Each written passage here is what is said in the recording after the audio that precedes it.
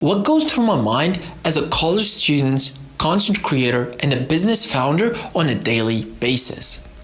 So I started doing all of this journey since I was at the age of 8. So for the past 12 years or 13 years, I was literally doing the same thing.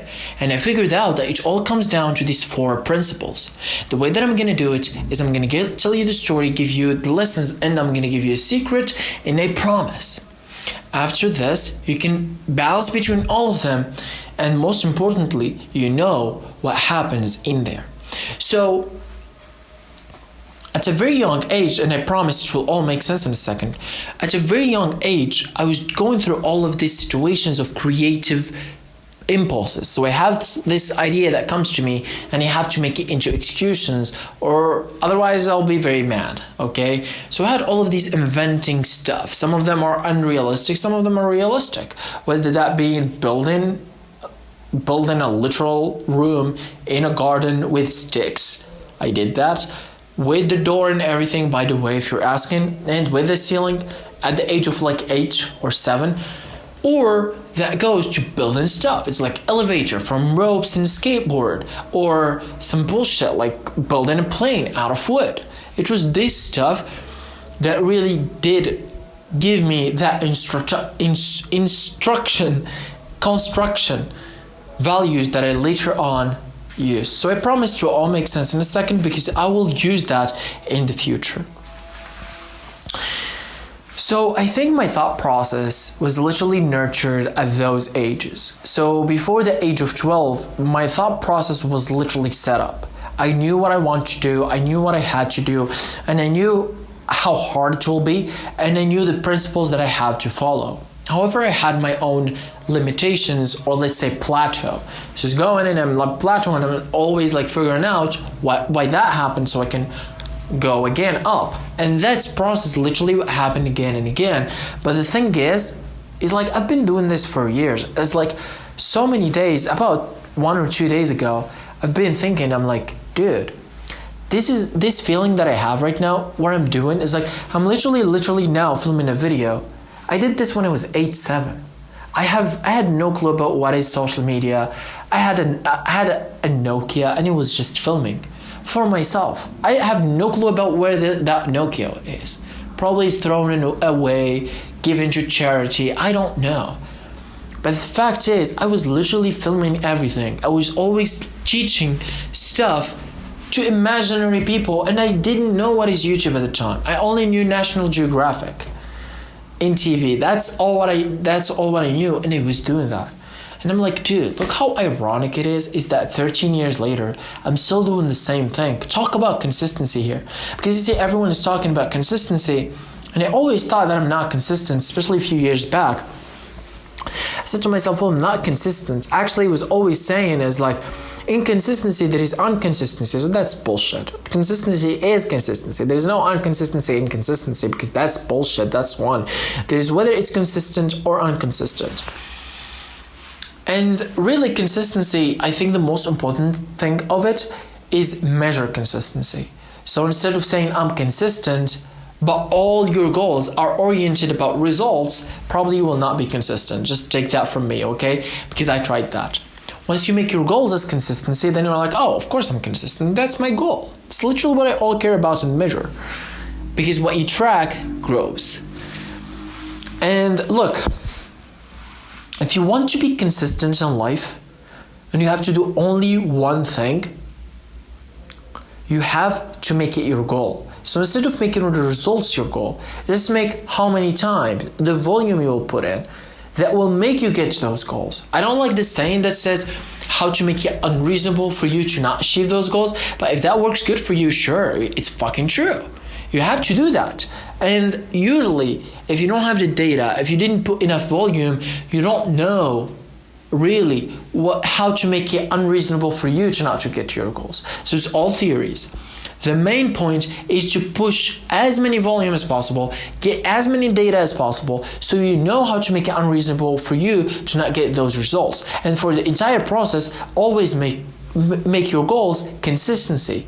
And you can play with that. So I'm going to give you an example. Let's say I want to be a brick maker. Instead of saying like I want to create, or I want to be the best brick maker in my country or my city or my neighborhood. It's like, how do you measure that? So best on sales, reputation, best on looks, best on usage. But it's like, how define me what is best? Then you're like, well, I don't know, most people say that. But no, you have to go in depth with that. And most likely, like, you will never achieve that even if you know what it is, because you have to put in volume. So let's say you want to make just the best brick from all aspects. So like, you have more sales, you make more, it's like beautiful, you're more famous, and your bricks are fucking awesome, that they last like for literally centuries. You're like, okay, so do I know how to do any of this? No. Okay, I have an idea. Okay, I have a theory that, well, I have to make it this way, you use these materials. Sure. Now what I'm gonna do is I'm gonna make, let's say, 1,000 brick for the next year, or 10,000, whatever that is, right? Or just 1,000 in a month. However that works good for you with the numbers, so you can actually measure it and track it. After that period, you look back and you're like, okay, now let's analyze all of the 10,000 or 1,000 or 100 bricks that I made. Let's see which ones are best or closer to the best that I thought about at first. So, okay, you find, let's say, out of 100, you find 10, 9, 11, 12 that are so good, there's just no comparison between them and the others. And you're like, okay, this makes sense. Okay, let's put them. Now let's define who are the worst 10. And I'm like, okay, so what are the differences? You're like, okay, the best 10s seems like all of them are made with this material, this color, and this big. While let's say the worst 10 are actually the opposite. They're not made with that material. I used this opposite material, and I didn't use the same color. I used this shitty color, and I did this. Okay, now the goal is not to do the last, do the best. In the middle, you try to shrink it down to always push it towards the best.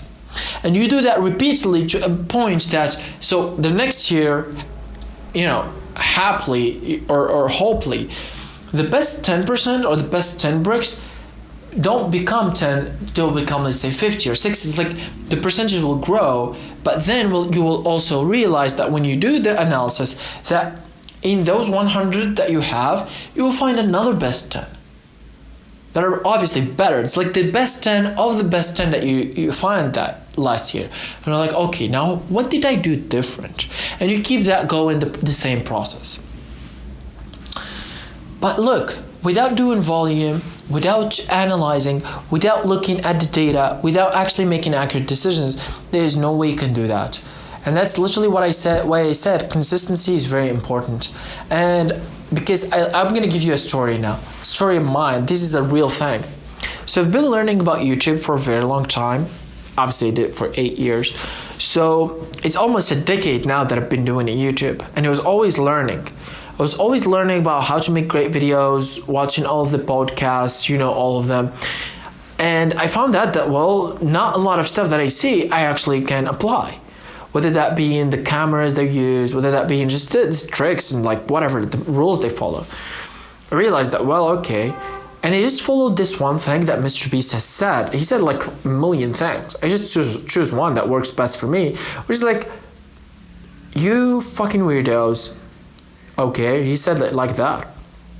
He said, you fucking weirdos always talk about, quality or talk about results on your videos, or videos are stuck. And you only uploaded like 1 or 3 videos. I was like, okay. He said, you have to upload 100 videos, and in your video number 101, come talk to me about quality. Come talk to me about views. And just from there, you can think about like why it's like the results you're getting. And the thing he said is like, you only have to make sure that your videos are getting better and better. I was like, okay, this makes sense. But still, that's the literal thing that I did. That's one rule. And I stopped listening to all the podcasts. Of course, I listened, like I took one other source. But the thing is, I just followed one rule until I've done that. Then I was like, okay, let's check about if there is another thing that I should do now.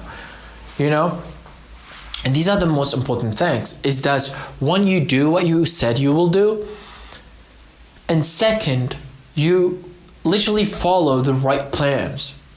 Because I've been part of that Twitter, dude. It's like the dark Twitter, talking about thumbnails and how thumbnails, if you change a color, it's like yellow, but it's bright yellow that works best.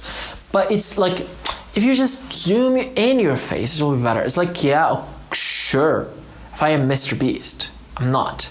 So I might as well just focus on what I do now. And they have all of these theories, dude. It's insane. Like, I have my friend who was a nerd in that, and I get that. Like, I was there too. It's just something that I didn't find practical at all. And some period you can do that, but I don't see it as like something that can, I don't know, it's like for me. But I think looking at the data, it's just way better. Because you're not looking to some fucking nerd on Twitter who you have no clue about who he is or how he thinks. It might just be telling lies. It's true. People do that all the time. Don't be a naive fucking person. Especially like if they make money out of you. It's like they have a fucking course. They make thumbnails for you. You know what I mean? Like, of course they fucking lie all the time. So what you want to do is basically just do your thing, put in the volume, analyze it, make decisions on that, and always be in that loop, repeating literally for infinity and beyond. Just never stop, because that's the only way. Because I've seen people always saying, like, if you never stop, you can never lose. Even Tristan Tate said it, or Andrew Tate, probably both. They said, if you want to lose, don't be consistent, because it will be so hard to be consistent and lose. Just don't do the same thing every day. Just don't do it, because it will be so hard to lose, and you want to lose. Which is, obviously, it's reverse psychology. But the thing is like, it is true, but what people don't know is that, because I had this argument with my friend who's a nerd, I'm not going to even say his name. He said, well, what's the point? I said, I want to make 100 videos. He said, well, it's like for new people, dude. He was talking to me like for real. He said, for the new people, you've been doing this for 7 years. What do you mean by 100 videos? I said, look, just it's my thing. And he respected me and shut up. I love that. Thing is, I think it's totally different. I've been doing this because for me, like I really believed that I have to do that. And it doesn't matter if I was making videos for 8 years. I just don't see any relations with that. And that's what I think. It's like if a car driver, right, he was driving cars for 8 years or 7 years. Now he has to race cars. You're not going to go tell him, dude, you were like driving cars for 8 years or 7 years. No, he has to fucking train all the time. That's what you do. And that's what it is.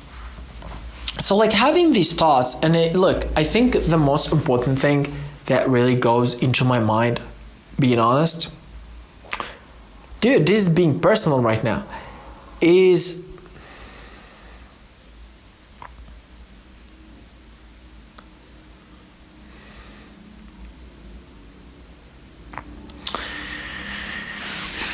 so if there is one thing that I learned from 21 years living in this earth, is always focus on your desires.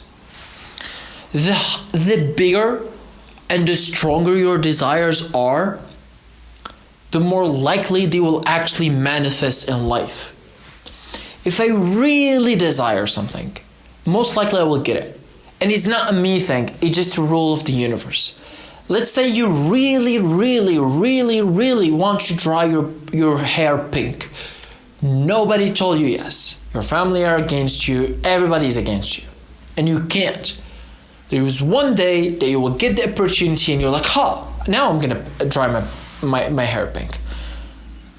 It's that desire that is never ending, infinitely lasting, and it has to be stronger than anything else. And the best of desires are the ones that are mixed with emotions.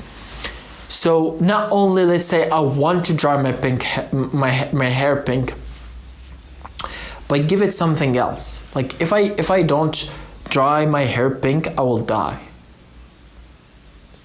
It's just a different attitude. You will probably do it. And this is a technique used in sales with salespeople. They told them, it's like, how much are you selling a month? They're like 20. Okay, good. If let's say there's someone, or there's two, like, do you have kids? Yes. Okay. Let's say 2 of your children, or all your children and your wife, are now hostages. They call you, they're like,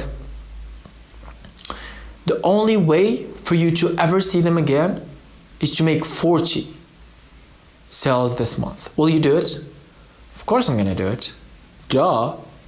So why don't you do it now? The people that can push themselves to that extreme reality of desire are usually the people that get it. Because once you think about it, everything in life that you desire, everything. This is a quote that is very known. It's said in the 4-Hour Work Week. I'm pretty much sure that it's said also in the Think and Grow Rich. And also it's a famous quote in the real world, which is the school of Andrew Tate. It's all of this. It's like the same thing goes with, I'm pretty sure there's millions of people, like millionaires and billionaires said. It's like, if you want to success, you have to do what other people are unable or afraid to do. They won't or they can't do. Period. There is no such thing. There is no other thing. If it's hard, of course it's going to be fucking hard. If it wasn't hard, everybody will get it. It will lose its value. You will not want it in the first place. What you want is something that not everybody has. So obviously it will be hard. Obviously you will feel the fear, etc. And that's really manifests in everything. Everything. And I've seen that time and time again. Like the biggest place that portrays itself so beautifully is in boxing or MMA or UFC or whatever. You see all of these people speaking, it's like they're going in the ring with fearful opponents. They're literally there to hunt. They want to damage you. Some people want to kill in the ring. But the thing is, everyone might be scared, right? But everyone has to do it. And that's how the world champion, and that's why the world champion gets paid so well, is literally for this reason. It's like he's doing something that most people won't do. To be the world champion, you have to fight all the people that are qualified to be the world champions. So they're all are literally qualified to be the best in the world. So now it's a little bit different. And the same goes with other sports. I'm pretty sure the same goes with Kobe. Kobe said, people train this time.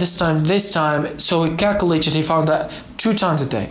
But I wake up at 4 a.m. I train and I go eat breakfast. I work out again. I sleep. I work out again. And I work 4 times, like the double. For sure, at first, there's no big difference. 5 years later, there is no way somebody will catch me. No matter how much work they put in the summer. And yeah, he's Kobe. He's great. And also the same goes with everyone else. I'm not gonna even give example because obviously, I also think it's stupid. It's stupendous amount of examples. Khabib Nurmagomedov did the same thing. It was like the only reason why I'm a world champion because I did it for 10 years. And he was training every day 2 hours, 10 years. That's it. When he was sick, when he was not sick, when he was feeling good, when he was feeling bad, when it's holiday, when it's not holiday, when there's an event, where there's birthday, whatever. I trained 2 hours a day, every day. Conor McGregor. I'm going to give another example until you literally just believe in this. Conor McGregor said the same thing. He said, look, when he was starting out, when he was literally having the breakthrough moments, I was actually training midnight, so 2 a.m. So all the people train in the day.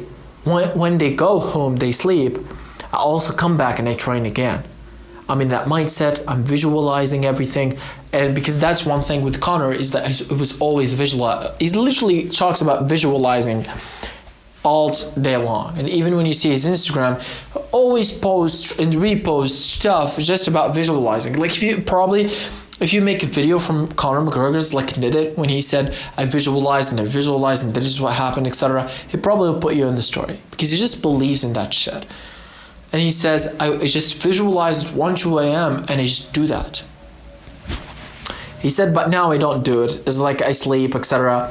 But I don't think, he said, I don't think it's healthy because of sleep. So it's like not great, but I think I wouldn't get here if it wasn't for those days. So I'm not telling you to not sleep. Obviously, sleep is very important, except if you're in that phase. And you know what it is? It's just like doing and going back at it. And I love this quote from Andrew Tate, actually. He said it so beautifully, dude. He said, there is lucky days. There is. The only way to make sure that you get those lucky days is that you work every day. You don't miss a day, definitely there will be lucky days. And when there will be lucky days, of course, you will work that because you work every day. That was so good, dude. And he also had this quote. It's like, work in your worst day to beat your opponent in his best day. So it shows on how much you should push yourself for you to be a real competitor against your peers. It's really awesome. Look, what you've seen here today is actually based on the data, based on the insights. I don't gatekeep. And as I promised, like from this now, you understand what's happening in here. You can control it and you can literally do whatever you want. And what you've seen, literally, you can never unseen it. So might as well subscribe, dude.